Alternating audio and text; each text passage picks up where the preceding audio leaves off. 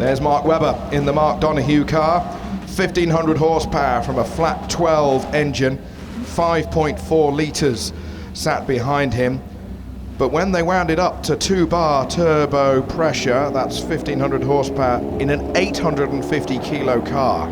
Just 850 kilos. So it looks big, it looks cumbersome, but it's not that heavy at 850 kilos. It is quite something else. The sort of third and final iteration of the Porsche 917 set the lap record at Talladega before the demise of Donoghue in 1976.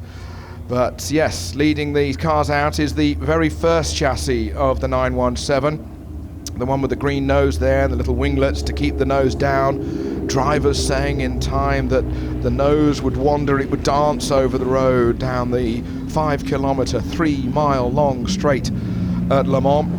But then the latter iteration that you see, the familiar Gulf colours, that was essentially the shape of the Salzburg car that won Le Mans in 1970 with Richard Atwood, who is here today, here this weekend. He's not just here, should I say, he's actually racing here this weekend as he comes into his late 70s.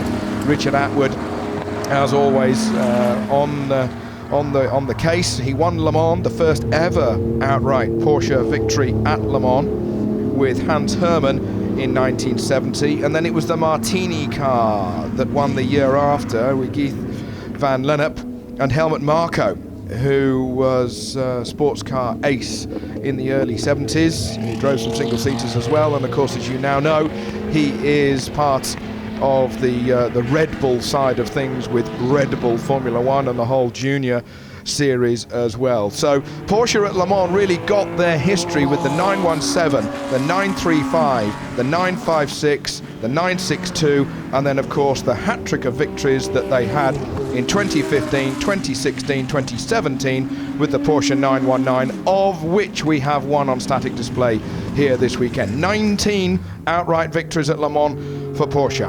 And when the 917 first appeared at the Nürburgring, it was scary. And Frank Gardner did one lap in it and came out white and shaking.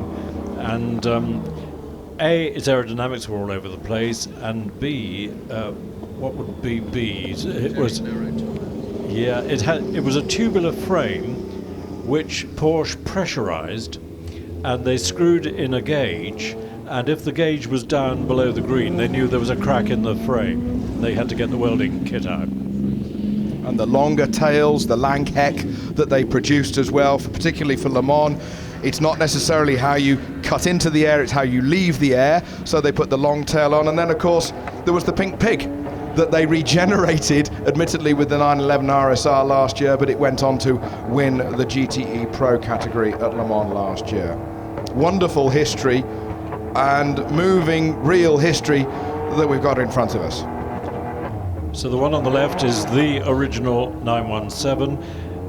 They had to, the demand was they had to have 25 built to make it effectively a production car, and there's the famous photograph of them all lined up, all 25 of them lined up for the visit by the FIA, and they confidently said, if you want to drive any of them, drive whichever one you like. They've all got keys in them. Actually, I learned this morning, I don't know if it's right, that they actually put truck suspension on some of them, and they were pretty much cobbled together. But that may be a Porsche myth. Well, it got them homologated, that's the main thing. Also here today, Vic Elford, another man who drove the Porsche 917. And who can forget, the wet BOAC race, 1,000-kilometre race at Brands Hatch with Rodriguez, that famous sideways shot of him out of the hairpin. Wonderful, wonderful times, and it really did then, set Porsche into the history books immediately at Le Mans. There's Aubrey Finberg, for example, and his brother, they bought one from the factory, and they sort of rang him up and they said, yeah, okay, see you on Tuesday morning.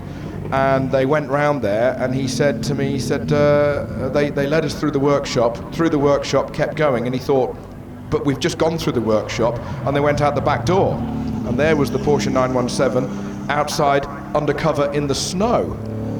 And of course, Finberg was a little bit, well, why have you left this? Well, we've got no reason to keep it inside. We've moved on to the next project. He bought it. He still owns it.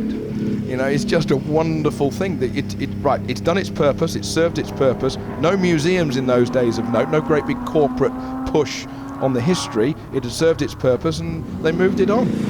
Probably in the same area where they took that homologation photograph, Chris. Yeah, and in the early days when it was very unstable, the aerodynamics were all wrong, it was JW Automotive. I think it was in Salzburg, they went testing, and the mechanics of JW chopped the tail off, and all of a sudden it was 2 seconds a lap or more quicker, and that was why it was called the 917 K for Kurz, short. It was at the Österreichring, in Austria.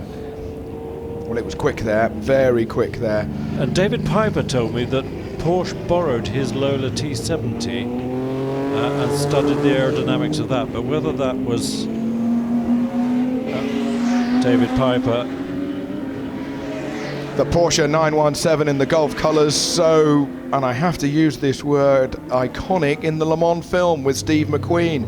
You know, the whole Hoyer watch, the Gulf Porsche, that was what so many people were looking at in their front rooms as a film. It had been out years by the time I saw it for the first time, but I went round to some friends of my folks and just watched it all day, every day. I just thought it was from another planet to see these cars in such a great cinema, in such a great film. And then you hear the stories, Queen filming, driving, the accidents that happened, the cars that are still around to this day, all about focused around really that Gulf Porsche. Michael Delaney. And the 91730, when it came, the turbo one developed by Porsche for Penske, effectively was the end of Can-Am, wasn't it? Because it had been very competitive with McLaren and Lola and others, but no one was going to compete with the 91730. It took it all away from the big American engines, didn't it? And I think people lost interest a little bit. They called them the Turbo Panzers.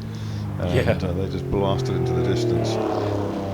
Rodriguez held the absolute track record at Spa as well, at unimaginable speeds for the day. Toby, Marcus, we look at these cars, we think they're pretty big, but actually the 917 is a tiny car.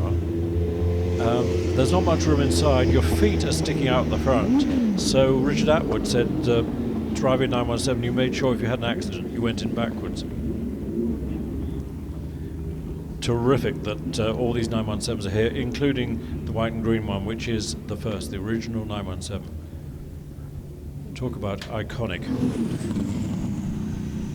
The best 917 story that I have ever heard, Chris, was from recent years when Jackie Oliver was invited back to a commemorative event at Daytona Speedway to commemorate his win there in the Porsche 917, and they said, Jackie, would you come back and drive the 917 on the high banking at Daytona? And he said, why should I do that? I survived it once.